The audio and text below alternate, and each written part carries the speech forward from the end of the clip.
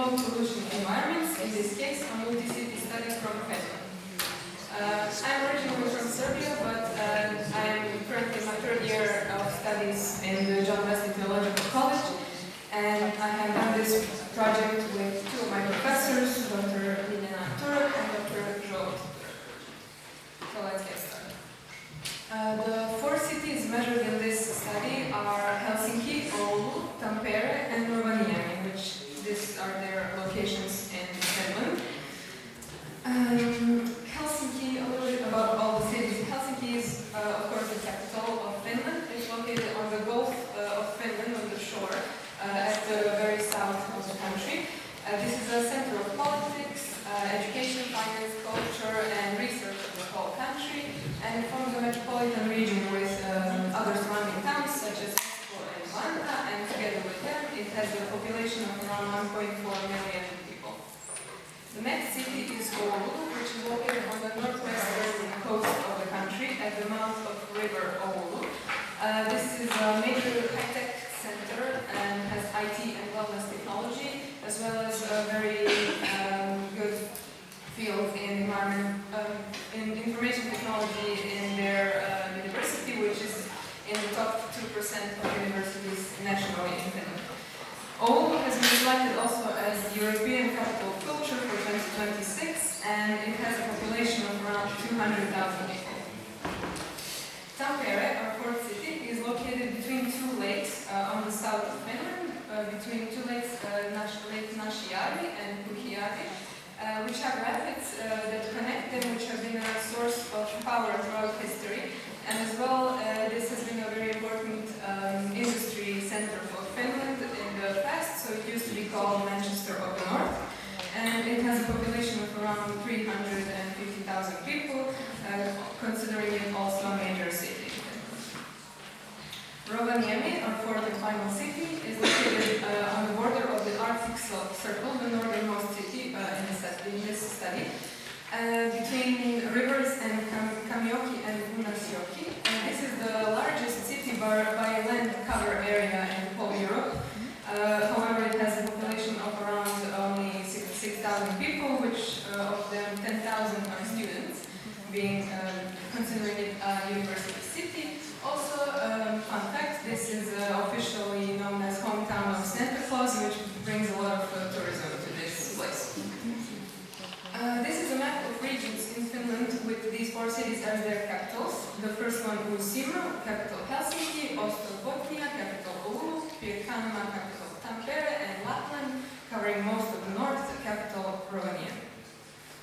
So let's get started how this study was done.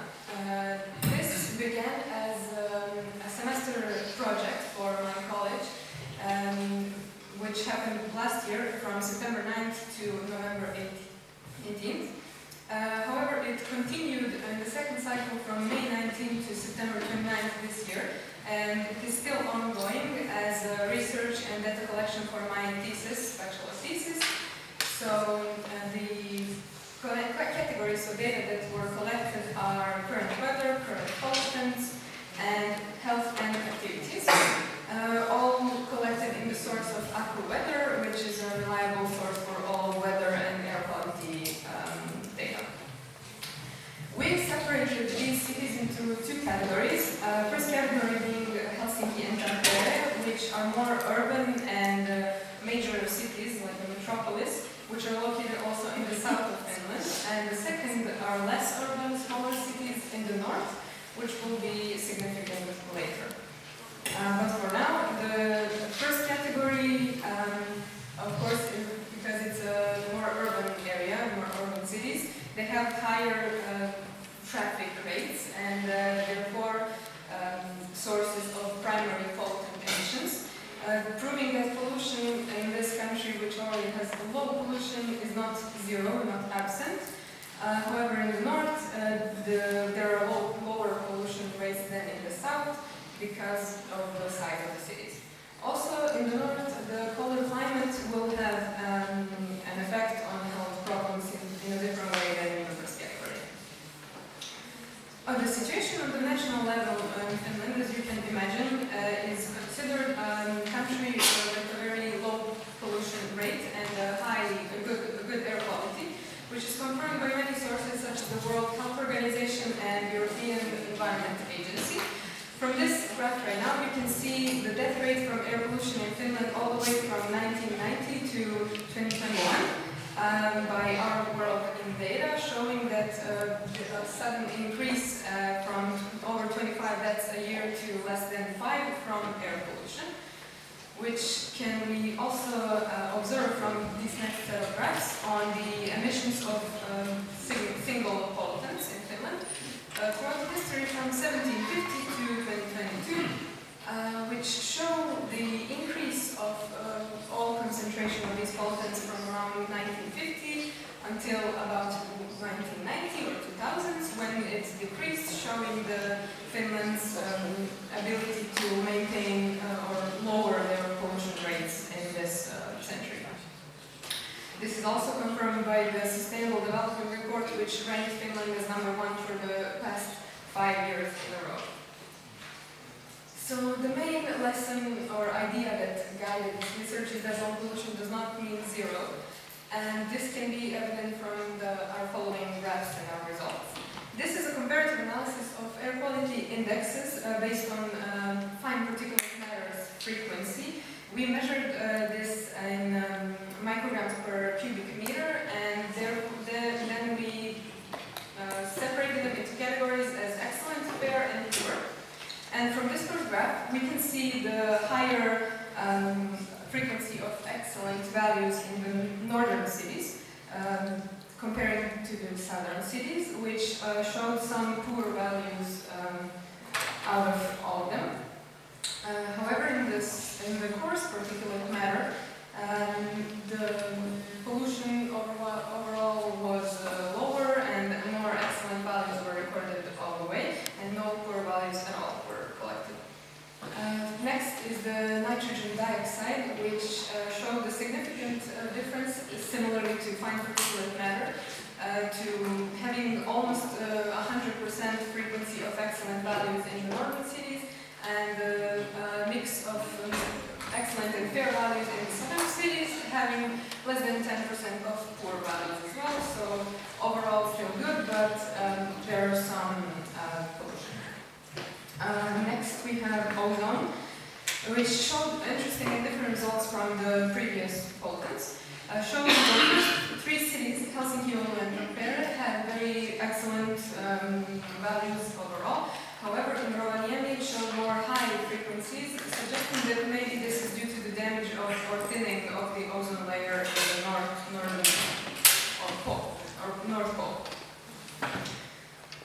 Next, it is important to note that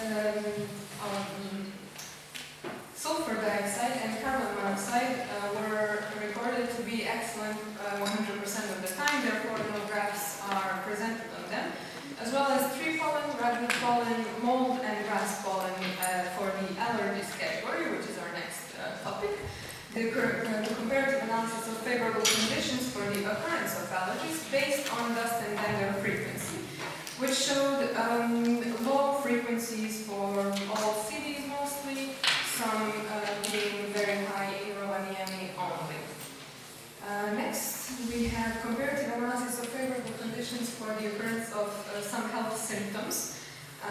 And this is also based on frequency, the same as before. And we have parameters arthritis, sinus pressure, common cold, flu, migraine, and asthma. And this data, because it had a lot of parameters and a lot of values, I separated them into 2 categories, good and bad. Good being considering low and moderate values, bad considering high, very high, and extreme values. So arthritis was mostly good for all cities. Sinus pressure was mostly bad, except in Tampere we showed a little bit of difference here. This is the blue one I'm speaking about, like 10% difference from good to over bad values.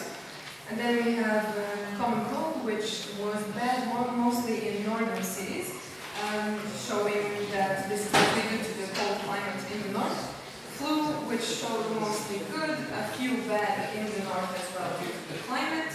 And migraines showed some bad values in Helsinki and Tampere, which could be due to urban lifestyle and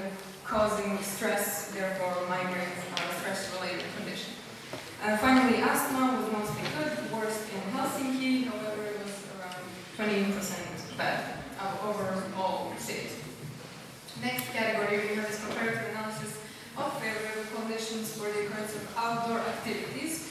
And these are also separated into good and bad, good being ideal, great, or good, and bad being more fair and poor values recorded for these activities, which include fishing, running, golf, biking and cycling, beach and pool, stargazing, and hiking.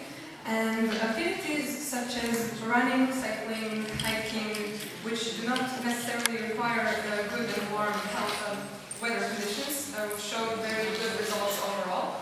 However, beach and pool and stargazing showed mostly bad results over the course of our whole data collection, suggesting that beach and pool, due to the cold climate in the north of whole Finland, and light pollution for the stargazing, because this was data collected in cities, therefore they were light pollution. Next we have travel and commuting, which showed mostly great and ideal values all over the board, when air travel never fell below good values and driving never fell below fair, so no values. Next we have home garden activities, including lawn mowing, composting, and outdoor entertaining, which leaned more over to the poor end of side. And this is also due to the weather in Finland. The comparative analysis of favorable conditions for pests and their presence showed differences in the results, as mosquitoes were mostly low in all cities across our study, and indoor and outdoor pests showed even some very high and extreme values in all cities, which could be due to the shuttling behavior of insects to hide in places which are warmer due to the climate. In conclusion, why does